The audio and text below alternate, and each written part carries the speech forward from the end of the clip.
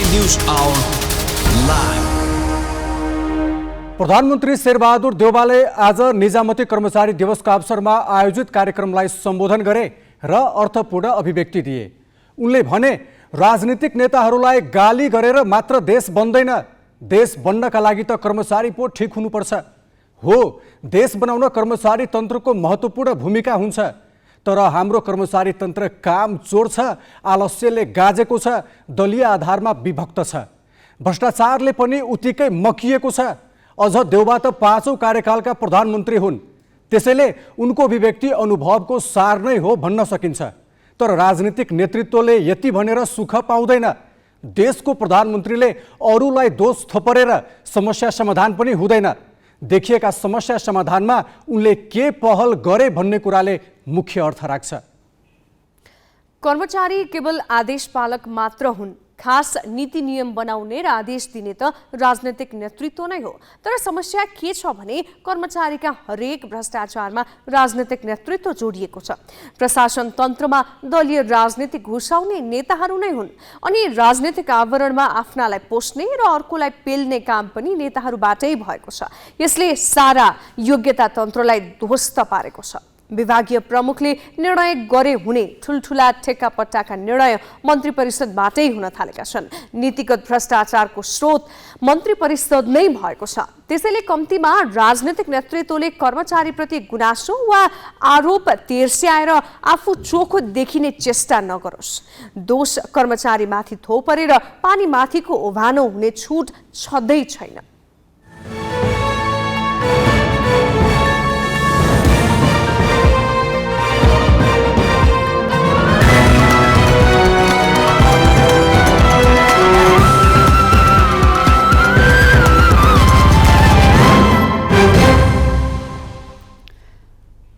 नमस्कार, यो हो ग्यालेक्सी न्यूज आवर। अब हेडलाइन्स।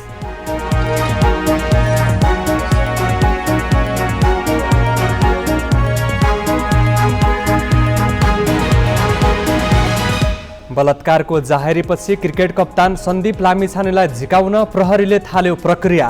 सहज रूपमा नआए सम्बन्धित देशको प्रहरीबाटै सहयोग लिइने। काठमाडौँको वसुन्धरामा 65 आना सरकारी जग्गा जनप्रतिनिधि र पहुँचवालाको कब्जामा। अतिक्रमणलाई वैधता दिन सुकुम्बासीको प्रयोग। ललितपुरको एकान्त कुनामा बाटाको जग्गा पनि बचेन। सत्ता गठबन्धनले अझै टुङ्ग्याउन सकेन सिट बाँडफाँडको भागबण्डा। कार्यदलको बैठक आज पनि निष्कर्षविहीन। रुसलाई एक्लो पार्न असम्भव भएको पुटिनको भनाई। पश्चिमी प्रतिबन्धहरू विश्वकै लागि खतरा रहेको टिप्पणी। मोदी भन्छन् रुससँग भारतको सहकार्य अझै सुदृढ। र साफ महिला च्याम्पियनसिपमा भारतको विजय सुरुवात। पाकिस्तान 3-0 गोलले पराजित। बङ्गलादेशले पनि मालदिप्सलाई 3-0 गोलले नै हरायो।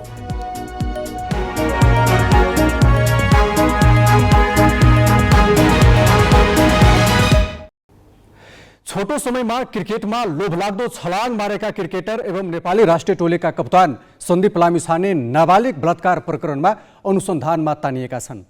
गत भदौ 5 गते राति काठमाडौँको एक होटलमा आफूलाई बलात्कार गरेको भनी 17 वर्षीय किशोरीले प्रहरीमा जाहेरी दिएपछि लामिछाने अनुसन्धानको घेरामा तानिएका हुन्। काठमाडौँको एक छात्रावासमा बस्ने र 12 कक्षा पढ्ने ती किशोरी लामिछानेसँग सामाजिक सञ्जाल स्न्यापच्याट मार्फत नजिकिएकी थिइन्। लामिछानेको व्यक्तित्वबाट प्रभावित भई भेट्ने इच्छा राखेपछि लामिछानेले बोलाएर एक होटलमा लगी मदिरामा लठ्याएर आफूमाथि अपराध गरेको ती किशोरीको आरोप छ। अहिले क्यारेबियन लिग CPL खेल्न वेस्ट इन्डिजमा रहेका उनलाई प्रहरीले स्वदेश झिकाउने प्रक्रिया अघि बढाएको छ। तर अहिलेसम्म लामिछानेका तर्फबाट कुनै प्रतिक्रिया सार्वजनिक भएको छैन। केन्या विरुद्ध T20 र 1 दिवसीय अन्तर्राष्ट्रिय श्रृङ्खला जितेर बुधबार ट्रफी सहित नेपाल फर्किएको राष्ट्रिय क्रिकेट टोलीमा खासै उत्साह थिएन। न त कप्तान सन्दीप लामिछाने नै साथमा थिए। लामिछाने केन्याबाट क्यारेबियन प्रिमियर लिग CPL खेल खेल्न विदेशमा पुगेका बेला यता तिनै लामिछानेको अनपेक्षित खबरले देशै तरङ्गित भयो। लामिछाने केन्या जानु अघिको दिन अर्थात् भदौ 5 गते एक नाबालिकालाई बलात्कार गरेको आरोप प्रहरी वृत्त गौशालामा दर्ता भएको छ। ती 17 वर्षीय किशोरीले लामिछानेले आफूलाई भेट्न बोलाएर कारमा राखी भक्तपुरको नगरकोट पुर्याएको र त्यहाँ आफूले बस्न नमानेपछि मध्यरातमा काठमाडौँको एक होटलमा ल्याएर मदिरामा लठ्याएर पटक पटक बलात्कार गरेको चाहेरीमा उल्लेख गरेकी छन्। म हस्टेल बसेर कलेजमा पढ्छु। क्रिकेट खेलसँगै सन्दीप लामिछानेको फ्यान भएको हुँदा हाम्रो कुराकानी सामाजिक सञ्जाल स्न्यापच्याट र वाट्सएप मार्फत हुन्थ्यो। त्यो दिन उहाँसँग कुरा भयो। म आउँछु नि त लिन भन्नुभयो। त्यो किन्या जानु अघिल्लो दिन थियो। मेरो हस्टेल भएको बानेश्वरमा आफैले गाडी चलाएर आउनुभएको थियो। हामी सिधै भक्तपुर गयौँ। साँझ पर्न लागेको थियो। मैले 8 बजेपछि हस्टेल बन्द हुने बताएपछि उहाँले एकछिन भन्दै ढिला गर्नुभयो। 11 बजिसकेपछि होटलमा जाने प्रस्ताव गर्नुभयो।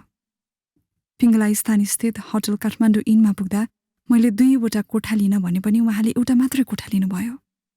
मलाई त्यही राति लट्ठ्याएर 2 पटक बलात्कार गर्नुभयो। मंगलबार जाहेरी दर्ता हुने बित्तिकै प्रहरीले पीडितको स्वास्थ्य जाँच गरायो। पीडितले आफूलाई लगिएको होटल भनिएको ठाउँको सीसी क्यामेराका दृश्य सङ्कलन गर्यो। प्रहरीले सबै विधि र प्रविधि उपयोग गरी सूक्ष्म अनुसन्धान गरिरहेको छ। साथै तत्काल फेला परेका प्रमाणका आधारमा पक्राउ गरी अनुसन्धान गर्नुपर्ने देखिएकाले त्यो प्रक्रिया पनि अघि बढाएको प्रहरीको भनाइ छ। हाल क्रिकेट खेल्न विदेशमा रहेका लामिछाने सहज रूपमा नेपाल नफर्किए सम्बन्धित देशको प्रहरीसँग समन्वय गरेर भए पनि झिकाउने तयारी छ। वीरता गौशालामा केस दर्ता गरेर अनुसन्धान सुरु भएको छ। यो अनुसन्धान पनि त्यहाँको विशेषज्ञ अनुसन्धान अधिकृत र जिल्ला प्रहरी परिसर काठमाडौँको संयुक्त जोइन्ट टिम छ। यो टिमले चाहिँ अनुसन्धान आजबाट चाहिँ सुरु गरिसकेको नै छ। अहिले उहाँ चाहिँ विदेश बाहिर हुनुहुँदैछ। यहीँ भएको भए अहिले हामी अनुसन्धान अधिकृतहरूले आवश्यकता अनुसार उहाँलाई एरेस्ट गर्ने, प्रहरीको डिटेन्सनमा राख्ने कुराहरू चाहिँ भइ नै हाल्छ। र विदेश बाहिर भएको हकमा पनि अनुसन्धान अधिकृतहरूले अनुसन्धान गर्दै जाँदा सम्मानित अदालतको आदेश मार्फत त्यसको आधारमा हाम्रो गभर्मेन्ट टु गभर्मेन्ट यहाँको प्रहरीले त्यहाँको प्रहरीलाई अनुरोध पनि गर्न सकिने भयो। र अर्को चाहिँ इन्टरनेसनल प्रहरी अर्गनाइजेसन चाहिँ इन्टरपोलको मार्फत पनि गर्न सकिन्छ। लामिछानेमाथि लागेको आरोप पुष्टि भए उनलाई 10 देखि 12 वर्षसम्म कैद सजाय हुन सक्छ। मुलुकी अपराध संहिता अनुसार पीडित 16 देखि 18 वर्षसम्म भए 10 देखि 12 वर्षसम्म कैद हुन्छ। यसमा अदालतले पीडितलाई क्षतिपूर्ति पनि भराउन सक्छ। क्यामेरामा रिकेश सिंहका साथमा मिलन बुढाथोकी, काठमाडौँ। नेपाली राष्ट्रिय क्रिकेट टिमका कप्तान सन्दीप लामिछानेलाई बालिका बलात्कारको आरोप लागेपछि नेपाल क्रिकेट संघ क्यानले उनको निलम्बनबारे छलफल चलाए पनि अनुसन्धानको आगामी प्रक्रिया पर्खने जनाएको छ। तर प्रहरी अनुसन्धान र अदालती प्रक्रियामा लाग्ने समयका कारण यसबीचमा उनले धेरै खेल गुमाउनेछन्। नेपाली क्रिकेट पनि एक दिवसीय मान्यता जोगाउनुपर्ने चुनौतीपूर्ण घडीमा रहेका बेला कप्तान नै गम्भीर अपराधको अनुसन्धान तानिएपछि ठूलो संकटमा फसेको छ। अन्तर्राष्ट्रिय क्रिकेटमा सफलताको दमदार उडान भरिरहेका नेपाली राष्ट्रिय क्रिकेट टिमका कप्तान तथा उत्कृष्ट लेग स्पिनर सन्दीप लामिछानेलाई बालिका बलात्कारको आरोप लागेको छ। यो खबरले नेपाली क्रिकेट मात्र तरङ्गित बनेको छैन, देश र विदेशमा रहेका उनका शुभचिन्तकलाई पनि स्तब्ध तुल्याएको छ। लामिछाने अहिले क्यारिबियन प्रिमियर लिग खेल्ने क्रममा वेस्ट इन्डिजमा छन्। नेपालले केन्यासँगको T20 अन्तर्राष्ट्रिय श्रृङ्खला जितेपछि उनी एकदिवसीय श्रृङ्खलामा सहभागी भएनन्, वेस्ट इन्डिज गए। उनी विरुद्ध गम्भीर अपराधको आरोप लागेपछि नेपाल क्रिकेट संघ आन्तरिक छलफलमा जुटेको छ। घटनाको अनुसन्धानमा प्रहरीलाई सहयोग गर्ने क्यानको प्रतिक्रिया छ। बुधबार उनलाई निलम्बन गर्ने बारे पनि क्यानमा छलफल भएको थियो। तर प्रहरीले आधिकारिक रूपमा केही जानकारी नगराएकाले आगामी प्रक्रिया र अनुसन्धानको नतिजा पर्खने निक्रियोलमा क्यान पदाधिकारी पुगेका छन्। नेपाल क्रिकेट संघले चाहिँ अवश्य नै कानुनलाई साथ दिन्छ हैन। प्रक्रियामा अनुसन्धानमा नेपाल क्रिकेट संघको केही भूमिका चाहियो, अनुसन्धानमा सहयोग चाहियो भने नेपाल क्रिकेट संघले चाहिँ अनुसन्धान प्रक्रियालाई चाहिँ हामी प्रभावित होइन कि हामी चाहिँ त्यसलाई चाहिँ सहयोग चाहिँ सहजीकरण गर्छौँ। छलफलमै छौँ हामी के गर्ने भन्ने, किनभने अहिले जाहेरी परेर आरोपित मात्र हो होइन। अब आएको छ, अब प्रहरीले के गर्छ। आज हामीले निलम्बन गरौँ, भोलि प्रहरीले यो मुद्दामा दम छैन यो खारिज गरिदियो भने हामी के गर्ने, हेरेको हेरे हुन्छौँ नि त। किनभने हामी कानुनको साथसाथै हिँड्ने हो। नेपाल प्रहरीले अनुसन्धान अनुसार अगाडि सन्दीपलाई चाहिँ अभियुक्त करार गरेर अगाडि बढ्यो भने क्यान पनि त्यही साथसाथै हिँड्ने हो। ज्ञानेन्द्र मल्ललाई हटाएर राष्ट्रिय टोलीको कप्तानी सुम्पेको 9 महिना नपुग्दै लामिछानेमाथि गम्भीर अपराधको बात लागेपछि क्यानले नराम्रो धक्का महसुस गरेको छ, किनभने नेपाल एक दिवसीय मान्यता जोगाउनु पर्ने चुनौतीपूर्ण चरणमा छ। विश्वकप लिग 2 को महत्वपूर्ण खेल नजिक छ अनि लामेछाने नेपाली टिमका प्रमुख बलर हुन्। उनीमाथिको आरोप पुष्टि होला नहोला, तर अब अनुसन्धान तथा अदालती प्रक्रियाकै कारण पनि नेपाली टिमले उनलाई तत्काल पाउने सम्भावना क्षीण हुँदै गएको छ, जुन नेपाली टिमको लागि अत्यन्त घातक हुन सक्छ। स्तब्ध छौँ किनभने सन्दीप लामिछाने अब एउटा ग्लोबल एउटा पोस्टर बोय हो नेपाली क्रिकेटको, होइन।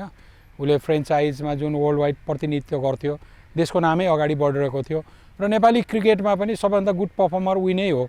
उसको लिएको विकेटको सङ्ख्या हेर्ने हो भने अब के गर्ने, हामी स्तब्ध छौँ। सरप्राइजिङ हो यो क्यानलाई। हामीलाई मात्र होइन, सम्पूर्ण नेपाली क्रिकेट फ्यानलाई नै त्यो हुन्छ भने अझ हामी त नेपाली क्रिकेट हाँक्ने त्यो पोजिसनमा बसेको मान्छे, हामीले अब धेरै कुरा सोचिन्छ, होइन। हाम्रो लिग 2 इम्पोर्टेन्ट छ, ओडिआई स्टेटस बचाउन छ। अब त्यो सबै कुरा हेर्दाखेरि अब एकदमै यो असहज परिस्थिति छ अहिले क्यानको लागि।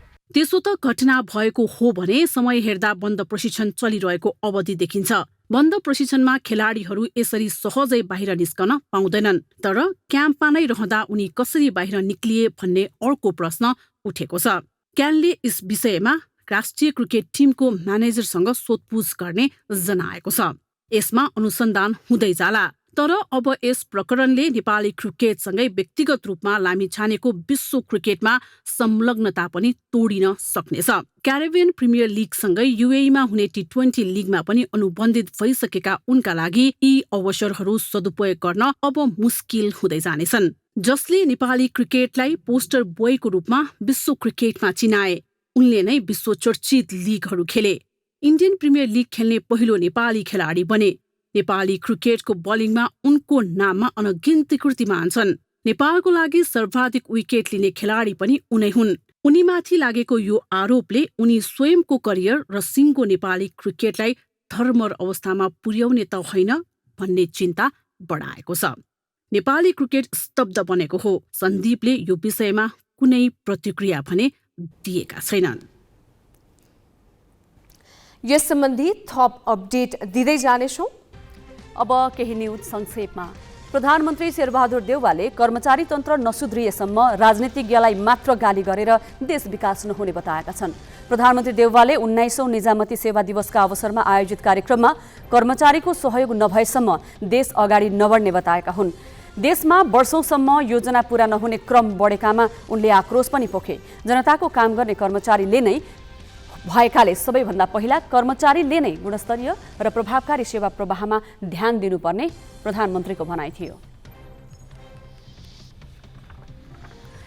काठमाडौँ महानगरपालिकाका प्रमुख बालेन्द्र शाहले सर्वोच्च अदालतमा लिखित जवाफ पेश गरेका छन्। अदालतको अवहेलना सम्बन्धी मुद्दामा महानगर प्रमुख शाहले जवाफ पठाएका हुन्।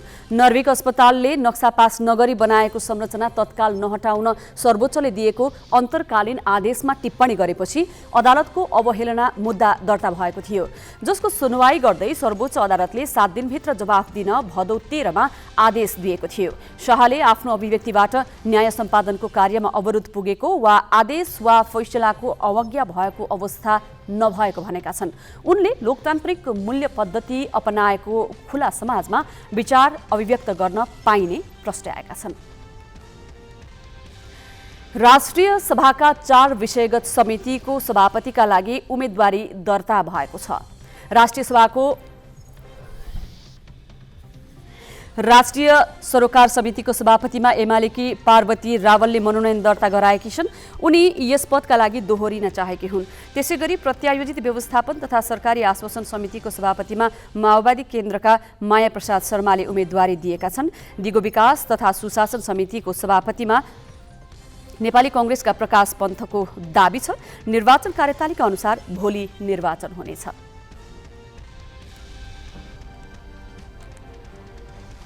प्रतिनिधि सभाले विवादित नेपाल मिडिया काउन्सिल विधेयक संसदीय समितिमा पठाएको छ। प्रतिनिधि सभाको आजको बैठकले विधेयकलाई दफावार छलफलको लागि विकास तथा प्रविधि समितिमा पठाएको हो। काउन्सिललाई तोकिएका अधिकार र संरचनालाई लिएर सरोकारवाला पक्षले विरोध गर्दै आएका छन्। खास गरी पत्रकारलाई जरिवाना गराउने र काउन्सिलमा रहने व्यक्ति चयनमा सञ्चार मन्त्रालयका सचिवको भूमिका हुने प्रावधानप्रति धेरैतिरबाट प्रश्न उठेको छ। प्रतिनिधि सभाको अर्को बैठक शनिबार दिउँसो 1 बजे बोलाइएको छ। काठमाडौँको प्रसिद्ध जात्रा इन्द्र जात्रा सुरु भएको छ। 8 दिनसम्म मनाइने सांस्कृतिक जात्रा अन्तर्गत आज काठमाडौँको हनुमान ढोकामा धार्मिक विधिपूर्वक लिङ्गो ठडाइएको छ। इन्द्रलाई वर्षा र सहकालको देवता मानिन्छ। प्रत्येक वर्ष भाद्र शुक्ल द्वादशीका दिन हनुमान ढोका परिसरमा इन्द्रको पूजाआजा गरी इन्द्रध्वजा सहितको लिङ्गो ठडाएसँगै जात्रा सुरु हुने गर्छ। जात्रालाई कान्तिपुर नगरको मुख्य जात्रा मानिन्छ। भक्तपुरको चित्तपोल स्थित जङ्गलबाट ल्याएको 32 हात लम्बाइको लिङ्गो मानन्धर समुदायले उठाउने प्रचलन रहेको छ। कानुनले सार्वजनिक जग्गा संरक्षणको अधिकार स्थानीय सरकारलाई सुम्पेको छ। तर काठमाडौँका केही ठाउँमा स्थानीय जनप्रतिनिधिकै अगुवाईमा सार्वजनिक सम्पत्ति हडप्ने सिलसिला चलेको छ। विस्तृत सोनिका अर्यालबाट। काठमाडौँको वसुन्धरामा 65 आना जग्गा पहुँचवालाले हडपेको पाइएको छ। मालपोत कार्यालयले तोकेको मूल्य अनुसार नै 1 अर्बभन्दा माथि मूल्य पर्ने चक्रपथबाट केही भित्रको जग्गा त्यहाँका उडाध्यक्षले नै कब्जा जमाएका छन्। उनले तिरो तिर्न छुटेको भन्दै सरकारी जग्गा आफ्नो बनाउन विभिन्न प्रपञ्च गरेको पनि खुलेको छ। काठमाडौँको वसुन्धरा स्थित चक्रपथबाट केही भित्र पर्ने ठाउँ हो यो, जहाँ 65 आना सरकारी जग्गामा केही व्यक्तिले स्थायी संरचना नै बनाएर भाडामा लगाएका छन्। यो नक्सा हेर्नुहोस्। 2021 सालको नापी अनुसार तयार पारिएको नक्साको धापासी क अन्तर्गत किता नम्बर 383 र 341 को पश्चिमतर्फ 46 किता नम्बरको 4 रोपनी 1 आना र 1 पैसा जग्गा प्रति जनिएको छ। अर्थात् यो नेपाल सरकारको नाममा श्रेष्ठता कायम भएको सम्पत्ति हो। तर यहाँ अहिले बहालवाला जनप्रतिनिधिदेखि विभिन्न पहुँचवालाको रजगज चलिरहेको छ। यो जग्गा कसरी अतिक्रमणकारीको चपेटामा पर्यो भनेर अर्को नक्साले प्रश्न पार्छ। नापी कार्यालयको पछिल्लो फिल्ड बुकमा साबिक किता नम्बर 46 विभिन्न 4, 3, 2, 7 आदि कितामा विभक्त भइसकेको छ। 4 रोपनी जग्गा मध्ये केही बाटामा परेको छ, बाँकी अतिक्रमणकारीको चपेटामा परेको छ। त्यो पनि जग्गा संरक्षणकै दायित्व बोकेका जनप्रतिनिधिबाट। दहाल गौडाबाट दक्षिणतर्फ मिलिजुली टोल जाने गेट देखिन्छ। त्यहीबाट सुरु भएको छ अतिक्रमण। नापी कार्यालयको फिल्ड बुक र मालपोतको श्रेष्ठतामा साबिक प्रति जनिएको किता नम्बर 2 र 7 मा टोखा नगरपालिका वडा नम्बर 7 का अध्यक्ष नरोत्तम राणा मगरले पक्की संरचना बनाएर 10 वटा भन्दा बढी टहरा निकालेका छन् र मासिक 5 लाख भन्दा बढी भाडा बुझ्ने गरेको स्थानीय बताउँछन्। आफ्नो अतिक्रमणलाई वैधानिकता दिन साबिक 46 नम्बर किताभित्र सुकुम्बासीका नाममा टहरा बनाएका छन्। ग्यालेक्सी टोल स्थलगत रिपोर्टिङका लागि पुग्दा त्यहाँ कोही पनि भूमिहीन भेटिएन, बरु सबैजसो टहरामा भाडा लगाइएको पाइयो। यहाँसम्म कि टहरामा धामी झाँक्ने व्यवसाय समेत चलिरहेको छ। यसबारे हामीले वडाध्यक्ष राणालाई पनि सोध्यौं। उनले आफ्नै पुर्ख्यौली जग्गा भएको दावी गर्दै केही कागजात समेत देखाए। 2021 साल अघिसम्म जोतखन गरी तिरो तिर्दै आए पनि त्यसपछि छुटेकाले सरकारी श्रेष्ठताबाट आफ्नो भोग हटेको उनको दावी छ। त्यो म होइन चाहिँ भन्दिनँ होइन, त्यसका पनि संलग्न कागजपत्रहरू हेर्नु पर्यो। अब त्यति बेला चाहिँ जग्गा धेरै हुने दान दिने अवस्था थियो होइन। अब जस्तै यो हाम्रै हो, यो स्कुल अहिले पनि मेरो जुजु हजुरको नाममा छ, यो पनि हामीले नै दिएका हुन्। अब त्यो गर्दै गर्दाखेरि त्यो चाहिँ छुट्न गएको रहेछ, हामीसँग छुट्न गएको अवस्था र अंशले चाहिँ हाम्रो भागमा परेको र हामी कहाँ त्यहाँ 40 सालदेखि हामी त्यो ठाउँमा बसोबास गरिरहेका। र अब तपाईँ मार्फतै म के भन्न चाहन्छु भने अहिले श्रेष्ठतामा त्यो जन्मेको यथार्थ सत्य हो, तर त्यसका प्रमाणहरू छ मसँग। त्यसको प्रमाण अहिले तपाईँलाई म दिउँला, अहिले यो मिडियामा किन भनौँ होइन। जसलाई थाहा थिएन, म त आज ग्यालेक्सी टेलिभिजन धन्यवाद दिन चाहन्छु। कमसेकम यो जग्गाको वस्तुगत स्थिति के रहेछ भन्ने कुरो तपाईँको मिडिया मार्फत मैले चाहिँ आज आम नगरवासीलाई भन्न पाएँ। तर मालपोत कार्यालयमा राणाको हकभोग देखिने कुनै अभिलेख भेटिएन। बरु ग्यालेक्सी खोजबाट के पत्ता लाग्यो भने 2054 सालदेखि नै त्यहाँका जनप्रतिनिधि समेत रहेका राणाले गाविस कार्यालयमा तिरो बुझेको रसिद बनाएर जग्गा हत्याउन खोजेका रहेछन् र सर्वोच्चमा रिट बोकेर पनि पुगेका रहेछन्। तर 2066 असोज 29 गते सर्वोच्चले उनको नक्कली दावी खारेज गरिदियो। त्यसपछि पनि उनले सरकारी जग्गा हत्याउने प्रपञ्च गरिरहेकै छन्। आफ्नो अतिक्रमणलाई वैधानिकता दिन अरूलाई समेत उक्साएका छन्। नहुने मान्छेलाई म 54 सालदेखिको स्थानीय जनप्रतिनिधि हेर्नुहोस्, मलाई 54 सालमा पनि यो कुरोले छोएन, 74 मा पनि छोएन, अहिले 79 मा पनि छोएन।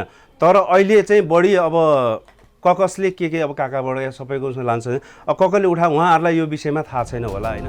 यस क्षेत्रमा साबिक 46 सहित 147 किता नम्बर पनि सरकारी नै रहेको 21 को नापी र मालपोतको श्रेष्ठताबाट देखिन्छ। नौरो पनि 3 आना 2 पैसा क्षेत्रफलको बाटाको छेउको जग्गाको नामो निशान भेटिँदैन, बरु त्यहाँ बडे बडे संरचना बनेका छन्।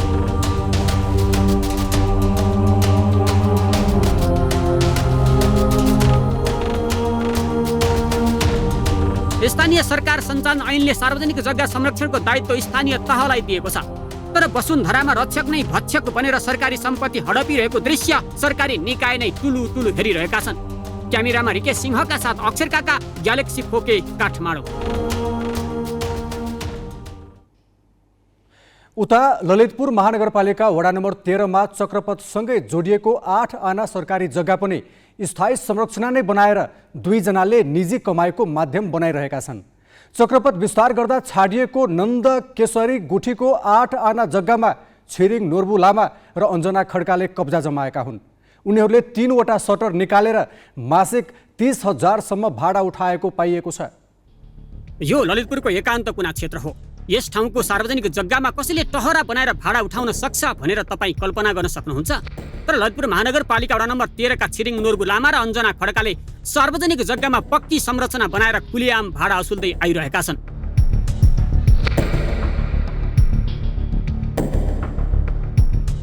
साबिक ललितपुर नगरपालिका वडा नम्बर 4 ग भित्र 31 रोपनी 8 आना 3 पैसा जग्गा नन्दी केशरी गुठीको नाममा दर्ता रहेको सरकारी ढड्डाबाट देखिन्छ। 2050 सालमा बाटो विस्तार हुँदा गुठीको 31.5 रोपनी जग्गा सडकमा परिणत भएको थियो। बचेको 259.95 अर्थात् 8 आना जग्गालाई नोर्बु र अञ्जनाले कब्जा जमाएका हुन्। बाटा छेउको कुइनेटो जग्गामा सटर निकालेर मासिक 20 देखि 30,000 रुपैयाँसम्म असुल्ने गरेको तथ्य फेला परेको हो। तर उनीहरूले स्थानीय तहबाट निर्माण अनुमति समेत लिएका छैनन्। स्थानीय तह यो तथ्य थाहा पाउँदा पनि आँखा चिम्लिरहेको छ। तपाईँले भाडा चाहिँ कसलाई दिनुहुन्छ? घरबेटी नै आउँछ। हो, कति दिनुहुन्छ नि महिनामा? 4,000। 4,000 कति भयो बस्नु भएको? 5 वर्ष हो। ए, अनि यो त सरकारी जग्गा हो भन्छ नि त नि। त्यही त मैले अब उनीहरूले आफ्नो भनेर अब पैसा मागिरह महिनामा को मान्छेले उनीहरूको दोकान पारी पनि छ। ए, यो त खै के भण्डारी हो भन्छ मलाई थाहा छैन। अहिले अहिले नगरपालिकाले हिजो म गएको नगरपालिकाले तपाईँ आताउनु पर्दैन, तपाईँ बस है। अनि यस्तै तपाईँ 3-4 दिनमा खाली गरेर उनीहरू बुझ्न लिएर भन्छ।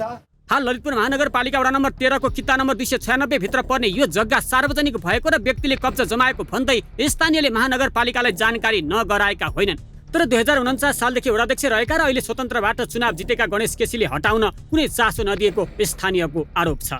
यसबारे सतर्कता केन्द्रमा समेत उजुरी परेको खुलेको छ। उजुरीपछि केन्द्रले गणेश कुमार श्रेष्ठ र कृष्ण प्रसाद अधिकारी सदस्य रहेको छानबिन समिति समेत बनाएको थियो। समितिले नोर्बु र अञ्जनाले 8 करोड भन्दा माथिको मूल्य पर्ने सार्वजनिक सम्पत्ति हिनामिना गरी अवैध ढङ्गले भाडा असुलेको प्रतिवेदन बुझाएर स्थानीय तहलाई भत्काउन सुझाव दिँदा पनि ललितपुर महानगरपालिकाले चासो नदेखाउनुले उनीहरूको मिलेमतलाई नकार्न सकिँदैन। ग्यालेक्सी फोकेका लागि पवन पौडेल र अक्षर काकाको रिपोर्ट। शक्तिको दुरुपयोग र पैसाको प्रभावमा धेरैतिर सरकारी कर्मचारीकै मिलेमतोमा सार्वजनिक सम्पत्ति नासिएको छ। तर यसको खोजबिन र दोषीमाथि कारबाहीका लागि कुनै निकायले पनि विशेष चासो र सक्रियता देखाएको पाइँदैन। अब केही न्युज संक्षेपमा। कोभिडबाट नेपालमा थप 2 जनाको मृत्यु भएको छ। 128 संक्रमित थपिएका छन्। स्वास्थ्य मन्त्रालयका अनुसार पछिल्ला 24 घण्टामा 1956 नमुनाको PCR परीक्षण गर्दा 118 जनामा संक्रमण देखिएको हो। त्यस्तै 1880 नमुनाको एन्टिजेन परीक्षणमा 102 जनामा संक्रमण देखिएको छ। थप 78 जना संक्रमण मुक्त भएको मन्त्रालयले जनाएको छ। हाल देशभर 2505 जना सक्रिय संक्रमित छन्। भारतीय प्रधानमन्त्री नरेन्द्र मोदीले रुस र भारतबीच ऊर्जा क्षेत्रमा सहयोगको अपार सम्भावना रहेको बताएका छन्। रुसको भ्लादिभोस्तोकमा भइरहेको पूर्वी आर्थिक मञ्चलाई सम्बोधन गर्दै प्रधानमन्त्री मोदीले भारतले रुससँगको सहकार्यलाई अझ सुदृढ गर्न चाहेको बताए। रुसी राष्ट्रपति भ्लादिमिर पुटिन सहभागी भएको कार्यक्रममा मोदीले रुस र युक्रेनले द्वन्द्व समाधानका लागि आफूले सुरुदेखि नै कूटनीतिक र वार्ताको बाटो अपनाउनु पर्नेमा जोड दिँदै आएको बताए। द्वन्द्व अन्त्यका शान्तिका लागि शान्तिपूर्ण प्रयासलाई समर्थन गर्ने उनको भनाइ थियो। सोही मञ्चमा रुसी राष्ट्रपति भ्लादिमिर पुटिनले रुसलाई एक्लो पार्न असम्भव भएको धारणा राखे। मञ्चलाई सम्बोधन गर्दै पुटिनले रुसलाई विश्वव्यापी मञ्चबाट धकेल्ने पश्चिमाहरूको प्रयास सफल नहुने दाबी गरे। विश्वव्यापी रूपमा खाद्य समस्याहरू अझ बढ्ने उनको चेतावनी थियो। युक्रेनमा गरेको सैन्य कारबाहीमा रुसले केही नगुमाएको पनि उनले जिकिर गरेका छन्।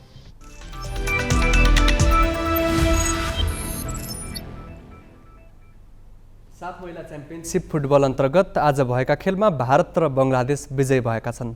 त्रिपुरेश्वर स्थित दशरथ रङ्गाशालामा भएको आजको पहिलो खेलमा भारतले पाकिस्तानलाई 3-0 गोलले पराजित गर्यो।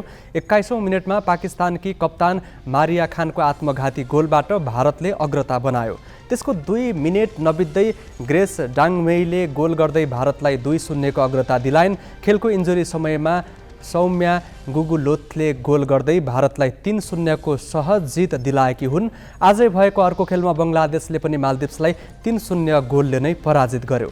32औं मिनेटमा सबिना खातुनले गोल गर्दै बङ्गलादेशलाई अग्रता दिलाइन्। 34औं मिनेटमा मसुराले गोल गर्दा बङ्गलादेशले 2-0 को अग्रता बनायो। 40औं मिनेटमा खातुनले व्यक्तिगत दोस्रो गोल गर्दै बङ्गलादेशलाई 3-0 को जित दिलाइन्। हिजो भएको खेलमा नेपालले भुटानलाई 4-0 गोल अन्तरले हराएको थियो। समूह चरणको खेल सकिएपछि समूहको शीर्ष 2 टोलीले सेमिफाइनलमा स्थान बनाउनेछन्। फाइनल असोज 3 गते हुने भएको छ। अन्तर्राष्ट्रिय विमानस्थलबाट विवादास्पद व्यक्ति भिआइपी कक्षको दुरुपयोग गरी भागेको घटनाले राज्यका धेरै निकायको असक्षमता उदाङ्गो पारेको छ। कसको भूमिका के थियो र समग्र प्रणाली नै कहाँ चुक्यो त? यो प्रसङ्ग विनय कुमारबाट। अन्तर्राष्ट्रिय विमानस्थलको विशिष्ट कक्ष कसले प्रयोग गर्न पाउने भन्ने राजपत्रमै स्पष्ट अङ्कित छ। तर विशिष्ट व्यक्तिको परिभाषा र मापदण्डमा नपर्ने व्यक्तिहरू र तिनका आफन्तले समेत भिआइपी कक्षको दुरुपयोग गर्ने होड यसरी बढेको छ कि विवादास्पद व्यक्तिको आगमन सहज बनाउन तथा गैरकानुनी क्रियाकलापमा खान तलासीबाट अनुमुक्ति लिन पनि यही कक्षको प्रयोग गर्न थालिएको छ।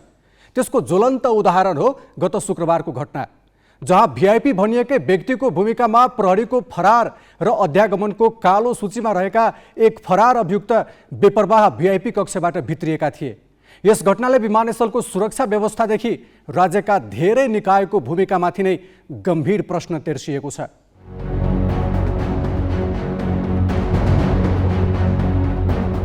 ठगी मुद्दाका फरार प्रतिवादी रिजवान आलमलाई गत शुक्रबार त्रिभुवन विमानस्थलको विशिष्ट कक्षमा बेपरवाह प्रवेश गराइयो।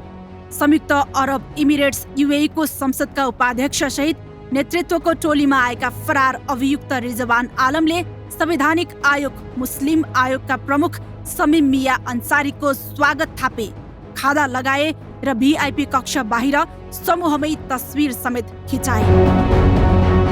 विदेशमा लुकेर बसेका फरार अभियुक्त भिआइपी कक्षको दुरुपयोग गरी भगाउनका लागि मुस्लिम आयोगका अध्यक्ष अन्सारीले गतिलै योजना बुनेको देखिन्छ। नभए अराइभलका लागि अध्यागमनको अनुमति बिनै कसरी भिआइपी कक्षबाट आलम बाहिरिन सम्भव हुन्थ्यो र? यूएई को राजदूतावासले परराष्ट्र मन्त्रालयलाई पठाएको पत्रमा संसद उपाध्यक्ष मोहम्मद अहमद अल यामाही सहित 3 जनालाई भिआइपी कक्ष प्रयोगका लागि अनुरोध गरेको छ। तर 3 जना को हो भनेर चाहिँ पत्रमा खुलाएको छैन।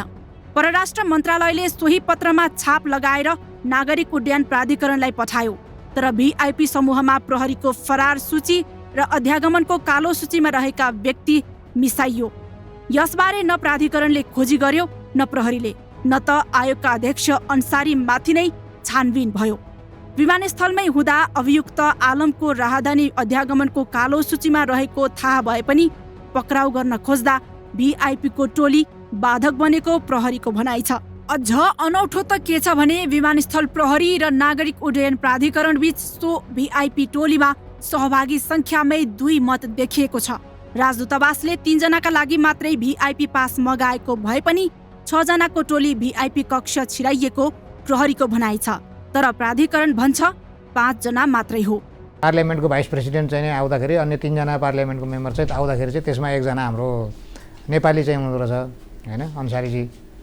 उहाँ पनि सँगसँगै हुनुहुँदो रहेछ। उहाँले चाहिँ त्यो अन्सारीजीलाई चाहिँ त्यो डेलिगेट्सले चाहिँ दोभाषीको रूपमा प्रयोग गरेको भन्ने कुरा आयो हैन। एयरलाइन्सले पनि सुरुमा 5 जना मात्रै भिआइपी भन्दा भन्दै उसले ल्याउने जुन प्लेनबाट झरेपछि लिएर आउने त्यो गाडीमा ल्याउने बेलामा एकजना एक्स्ट्रा मान्छे पनि लिएर आइदियो 6 जना। उहाँले त भिआइपी 5 जना भएपछि उहाँको त्यो रिसिभ गर्ने भिआइपीलाई लिन गएको गाडीमा 5 जना मात्र ल्याउनु पर्थ्यो, 6 जना। त्यहाँ मिस्टेक भएको छ। नेपाल राजपत्रमा 2071 साउन 5 गते प्रकाशित सूचनामा विमानस्थलको भिआइपी कक्ष प्रयोग गर्न कसले पाउँछन् भनेर प्रष्टसँग तोकिएको छ, जस अनुसार राष्ट्रपति, उपराष्ट्रपति, प्रधानमन्त्री, प्रधान न्यायाधीश, संविधान सभाका अध्यक्ष लगायत विशिष्ट पदका व्यक्तिहरू छन्। देशका 5 अति विशिष्ट व्यक्ति र उनीहरूका विदेशी समकक्षीलाई विमानस्थलबाट प्रस्थान र आगमनका बेला खानतलासी छुटकारा पाउने व्यवस्था छ। त्यसबाहेक नेपालीका लागि पर्यटन मन्त्रालय र विदेशीका लागि सम्बन्धित देशको दूतावास हुँदै परराष्ट्र मन्त्रालयले नाम र सङ्ख्या सहित अन्तर्राष्ट्रिय विमानस्थल नागरिक उड्डयन प्राधिकरणलाई सिफारिस गर्नुपर्ने प्रावधान छ। परराष्ट्र मन्त्रालयको नाम र पद तोकेरै सिफारिस पत्रका आधारमा प्राधिकरणले भिआइपी कक्ष प्रवेश गराउनुपर्छ।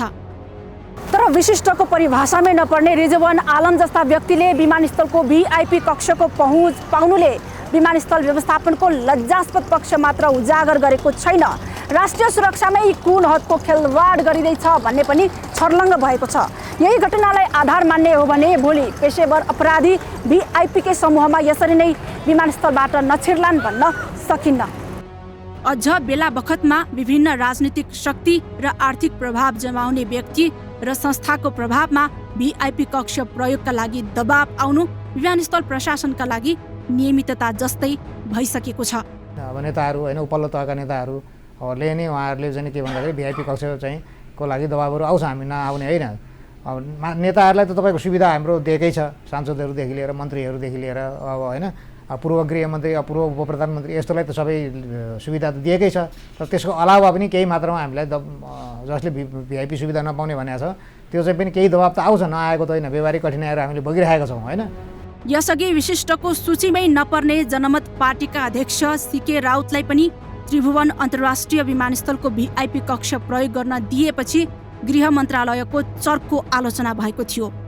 भिआइपी कक्ष प्रयोग गर्न नपाएको गुनासो सम्बोधनका लागि जथाभावी रूपमा चलचित्रकर्मीदेखि अधिवक्ता र पुरोहितसम्मलाई विशिष्टको सूचीमा राखेर ढोका खोलिन्छ।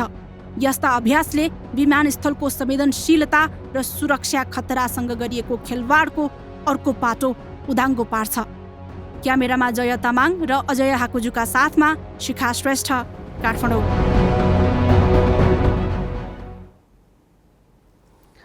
नेताहरूका आसेपासेलाई सहजै भिआइपी कक्ष प्रयोगका लागि अनुरोध आउनु र विमानस्थल व्यवस्थापनले अडान लिन नसक्नुको परिणाम शुक्रबारको घटनाले देखायो। ठगीका फरार अभियुक्तले भिआइपी कक्षको दुरुपयोग गरे। यसमा नागरिक उड्डयन प्राधिकरणदेखि अध्यागमन र सुरक्षा निकायका अधिकारीसम्म सबै टुलु हेरेर बसे। यी र यस्ता घटना फेरि नदोहोरिएलान् भन्न सकिने अवस्था छैन। यस्ता घटनामा दोषी को हो भनेर हामीले नागरिक उड्डयन प्राधिकरणका पूर्व महानिर्देशक रतीश चन्द्रलाल सुमनलाई सोधेका छौँ। त्यसमा कुनै मापदण्ड त छ नि, मापदण्ड त्यही क्राइटेरिया छ, गजेटै राखिदिएको छ। त्यहीँ गजेटको फोटोकपी गरेर ठुलो फ्लेक्समै राखिदिएको छ, सूचना राखिदिएको छ। तर व्यवहारमा अब रोक्नुपर्नेलाई रोकेन, त्यस्तो किसिमको आँट गरेन वा रोकेन भनौँ न फर्दर टाइममै, भनेपछि यो फ्लो भयो। भिआइपीको के छ भने अब कुरा के, भिआइपी कक्षको जिम्मेवार को छ त? अनि भिआइपी कक्षको जिम्मेवार त्यो जुन एकाउन्टेबल बनाएको छ त्यो चाहिँ टिआइएको जेनरल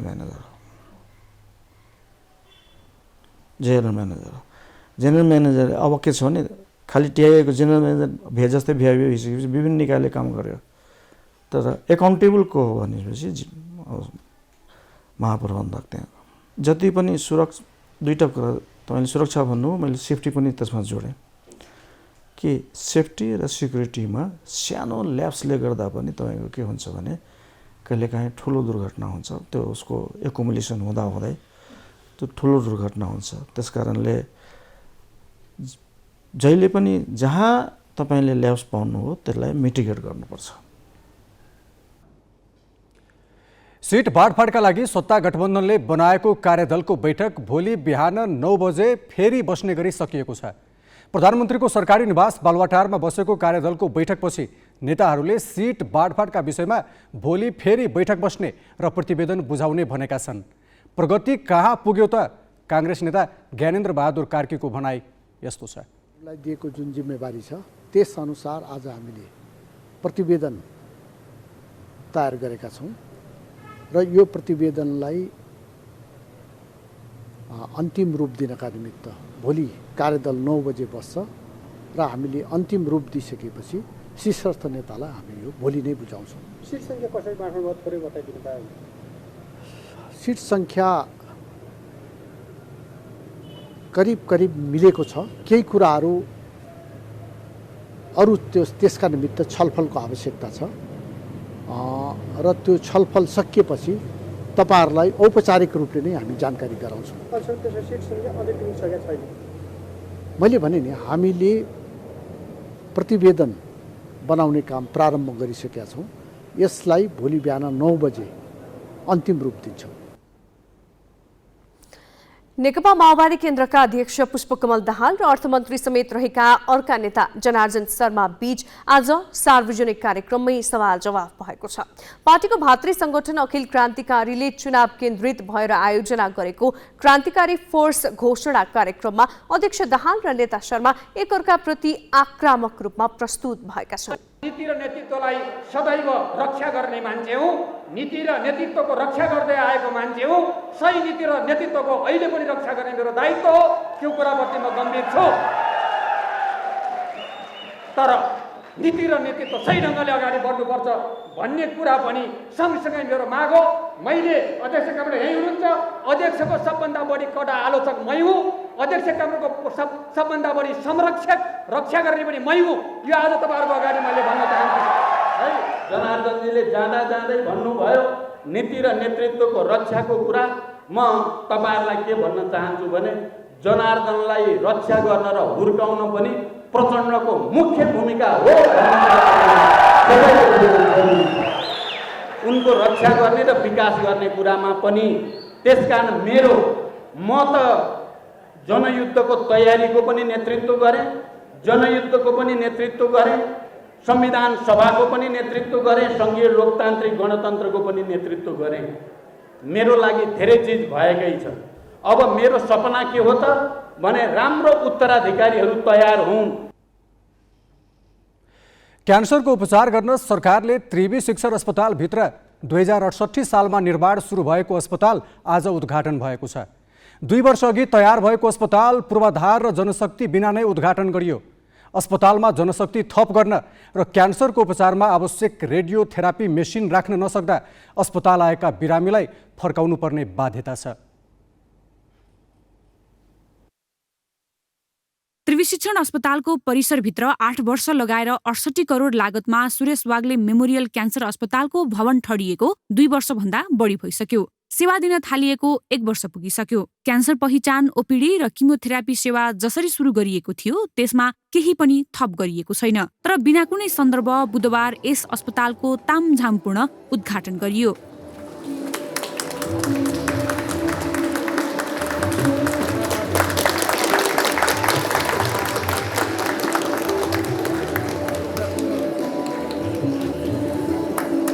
यहाँ भौतिक पूर्वाधारको खासै अभाव छैन। अभाव छ त जनशक्ति र उपकरणको। यही कारण यो अस्पताल पूर्ण क्षमतामा चल्न सकेको छैन। 142 शैय्याको अस्पताल 30 शैय्यामा सीमित छ। पूर्ण क्षमतामा चल्न 3 रेडियोथेरापी मेसिन र चिकित्सक तथा नर्स गरी 240 कर्मचारी आवश्यक छ। तर 5 चिकित्सक र केही नर्स छन्। कर्मचारीहरू कोरोना उपचारका लागि अस्थायी रूपमा खटिएका हुन्। उपचारको आशमा दैनिक 200 बिरामी आए पनि धेरैलाई यसै फर्काउनु पर्छ। जनशक्ति र उपकरण राख्न अस्पतालले स्वास्थ्य मन्त्रालयको मुख ताकेको छ। 240 जनाको आवश्यकता छ र सम्बन्धित पक्षलाई हाम्रो डाइरेक्टर सरलाई यो म्यान पावरको लागि अब यो क्यान्सर सेन्टर पूर्ण रूपले चलाउनको लागि म्यान पावरको लागि पनि पहल गरिदिन हुन सम्बन्धित सबै पक्षलाई हार्दिक अनुरोध गर्न चाहन्छु। सायद कम्प्रिहेन्सिभ क्यान्सर सेन्टरलाई अब सर्जरीको पनि आवश्यकता छ, किमोथेरापी मेडिकल ओन्कोलोजी हेमाटो ओन्कोलोजीको पनि आवश्यकता छ। तर यी समस्या समाधानमा स्वास्थ्य मन्त्रालयको पुरै व्यवस्था देखिन्छ। उद्घाटन कार्यक्रममै जनशक्ति थप्न र एउटा मात्र भए पनि रेडियोथेरापी मेसिन दिन अस्पताल पदाधिकारीले आग्रह गर्दा पनि मन्त्री खापुङले त्यसमा कुनै जवाफ दिएनन्। अन्य कुरामै समय खर्चिए। यो भवनलाई पूर्ण क्षमताका साथ उपयोग गर्ने यहाँलाई सफलता मिलोस् यो शुभकामना व्यक्त गर्न चाहन्छु। र यहाँ अघि हामीले बङ्करको निरीक्षण पनि गऱ्यौँ र रेडियोथेरापी मेसिन सरकारले स्वास्थ्य मन्त्रालयले उपलब्ध गराउनुपर्छ भन्ने यहाँको माग छ। यो मागलाई म सकारात्मक रूपमा लिन्छु भन्ने कुरा आग्रह गर्न चाहन्छु। अस्पताल पूर्ण क्षमतामा चलाउन कति पनि ध्यान नदिएका सरकारी हर्ताकर्ता उद्घाटन र भाषण गर्न भने हतारिएर पुगेका छन्। विशिष्टकृत उपचार दिन स्थापित यो अस्पताल किमोथेरापी र क्यान्सरको सामान्य उपचारमा सीमित छ। अवस्था कतिसम्म नाजुक छ भने अस्पतालले क्यान्सर उपचारमा आवश्यक रेडियोथेरापी मेसिन राख्न 3 बङ्कर बनाएको छ। स्वास्थ्य मन्त्रीलाई त्यसको अवलोकन पनि गराइयो। तर मेसिन कहिले राखिन्छ भनेर न अस्पतालले भन्न सकेको छ न त सरकारले नै गतिलो आश्वासन दिएको छ।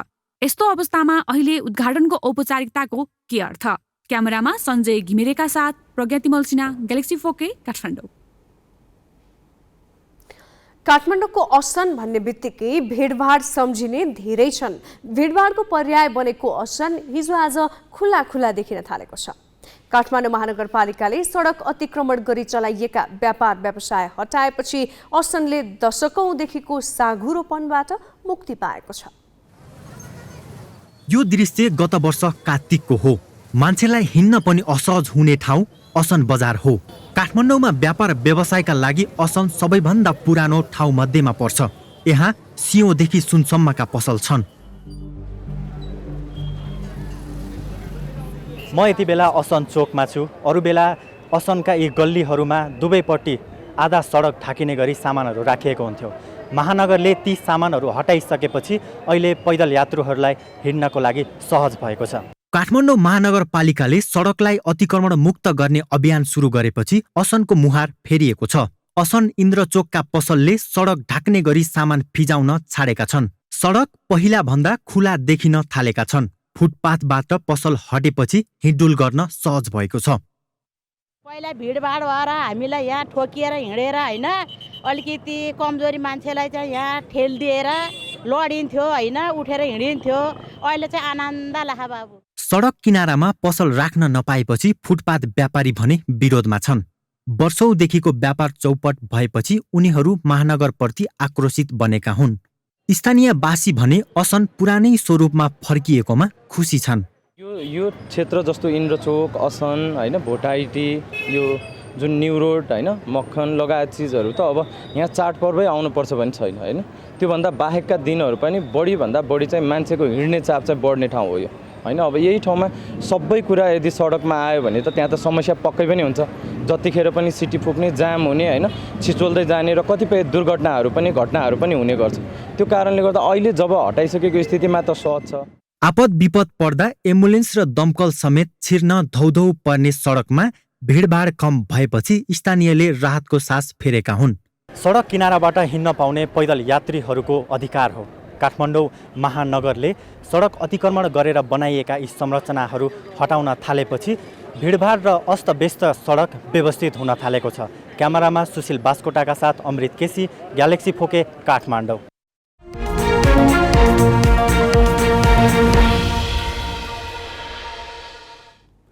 शेयर बजार आज दोहोरो अङ्कले घटेको छ।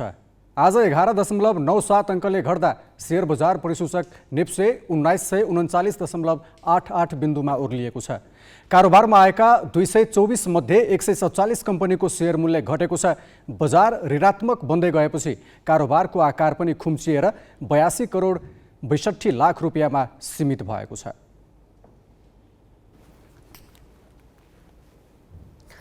नेपाल राष्ट्र ब्याङ्कले दाङको तुलसीपुरमा सञ्चालित सुपर लघु वित्तीय संस्थालाई समस्याग्रस्त घोषणा गरेको छ।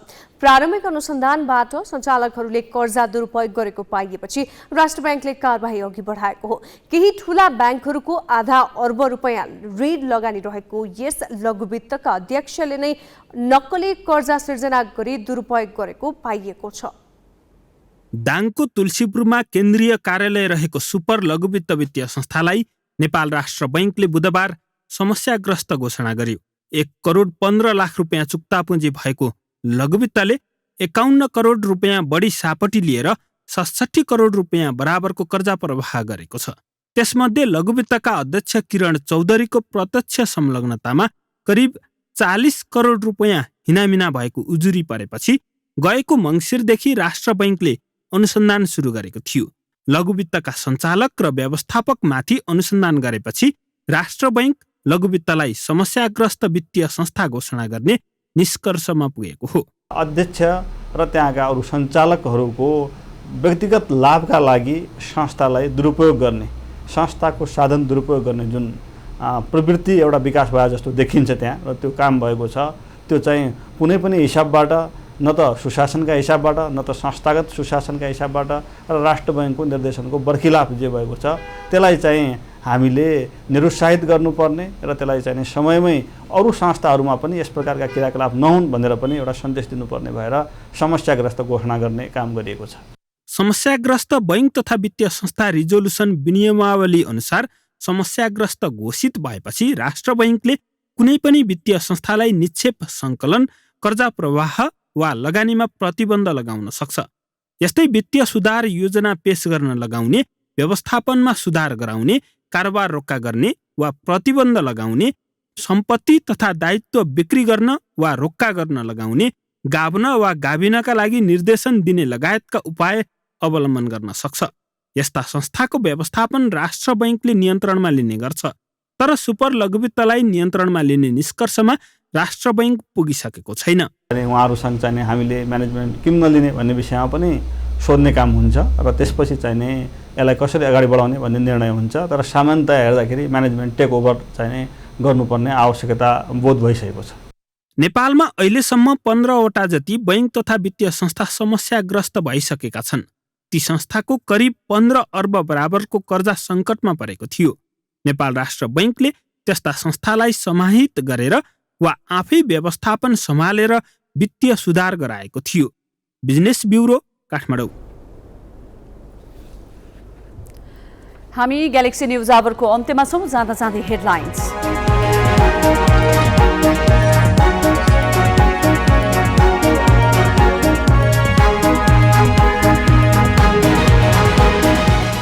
बलात्कारको जाहेरीपछि क्रिकेट कप्तान सन्दीप लामिछानेलाई झिकाउन प्रहरीले थाल्यो प्रक्रिया। सहज रूपमा नआए सम्बन्धित देशको प्रहरीबाटै सहयोग लिइने। काठमाडौँको वसुन्धरामा 65 आना सरकारी जग्गा जनप्रतिनिधि र पहुँचवालाको कब्जामा, अतिक्रमणलाई वैधता दिन सुकुम्बासीको प्रयोग। ललितपुरको एकान्त कुनामा बाटाको जग्गा पनि बचेन। सत्ता गठबन्धनले अझै टुङ्ग्याउन सकेन सिट बाँडफाँडको भागबण्डा। कार्यदलको बैठक आज पनि निष्कर्षविहीन। रुसलाई एक्लो पार्न असम्भव भएको पुटिनको भनाई। पश्चिमी प्रतिबन्धहरू विश्वकै लागि खतरा रहेको टिप्पणी। मोदी भन्छन् रुससँग भारतको सहकार्य अझै सुदृढ। र साफ महिला च्याम्पियनसिपमा भारतको विजयी सुरुवात। पाकिस्तान 3-0 गोलले पराजित। बङ्गलादेशले पनि मालदिप्सलाई 3-0 गोलले नै हरायो।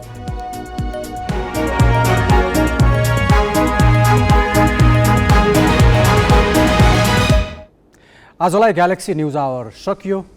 नमस्ते।